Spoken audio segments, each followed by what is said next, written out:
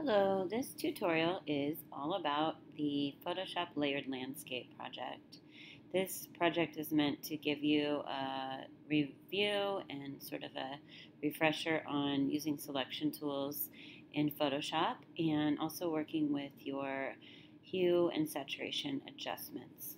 So as you can see, here are two examples. You're basically going to gather images that show texture in nature. So you can use your own photos that you take. You can gather images off of Google, but all in all, you're going to want approximately 8 textures before you begin. So I'm going to show you how I have my screen set up and also how I gathered my images for the project. So on the right, I have a texture document with 7 layers of imagery. I'm going to deselect that so you can see it clearly.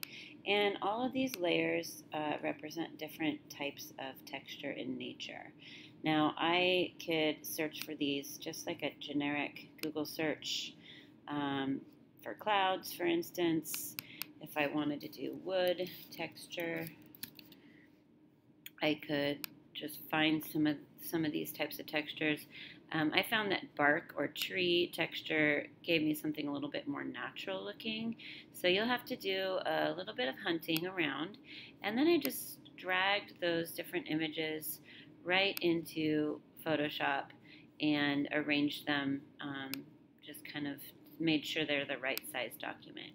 Both of these documents are a 150 DPI 8.5 by 11 with a transparent background. So they're the same size, and what we're going to do next is practice cutting out pieces in more of a mountain shape or natural shape, and then layer them and then make adjustment layers to the color on each one till we get the desired effect.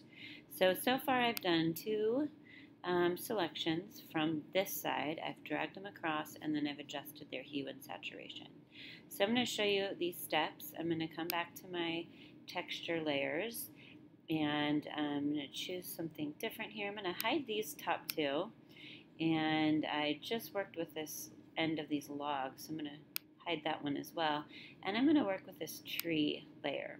Now, really important things to note on Photoshop. Number 1, if you're in window and your application frame is on, you're going to see your whole screen sort of with this gray background. It will be hard to work with double documents. So make sure you go into Window and uncheck Application Frame and then pull those 2 documents side by side so that you can really see both of them. You guys also have much more screen space than I do on my laptop, so you can really make some space around these 2 documents as you're working. The next thing to remember is when you're holding down your Move tool, you need to have Show Transform Controls and Auto Select check marked, because you want to be able to click on separate items and you want to be able to resize them as well. So those 2 buttons often are unchecked when people are working in Photoshop, and it makes them very frustrated. So I'm now going to take the trees, and the selection tool I've been using, which has been really awesome, is just your polygon lasso tool, and then I toggle, which means I switch tools as I'm dragging, to the regular lasso tool. So I'm going to get polygon, and the first thing is I just click on the left and I drag straight across, holding my shift key down. It makes a straight line, and then I click on the other side, and then I click up a little bit straight, and then I hold Option, and you'll notice as you click and drag with Option down, you'll see the regular lasso tool, which gives you sort of a freehand effect. And I'm just creating these little mountain images, and now I've got my selection. Now before I try to move this, I need to go to my Move tool. Simple switch, back to Move tool, make sure you're on the right layer, which I'm not. If I did this right now, I would pull over this wood piece. I need to make sure I'm on the leaf layer, and I'm just going to pull that right across onto my document. And as you can see, it sort of sandwiches right into these, but I'm going to need to make it wider, and I want to send it to the very back. So I'm going to hit return once I make it wider, and drag that layer to the very bottom. So now I've got 1, 2, 3 layers in my little sandwich of landscape textures here. And the next step is to do the colorizing. So I'm going to go up to Image, Adjustments, and I'm going to go down to Hue and Saturation. It's going to bring up this box. Now, when you first look at the box, you'll notice there are 3 choices, but there's also a box down here where you can click on Colorize.